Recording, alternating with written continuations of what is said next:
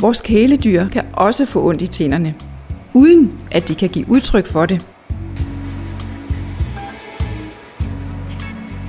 Belægningerne der er det, der kan give noget parodontose. Vi hjælper dig med at holde øje med, om dit kæledyr har nogen former for tandproblem. Blandt andet ved den årlige sundhedsundersøgelse.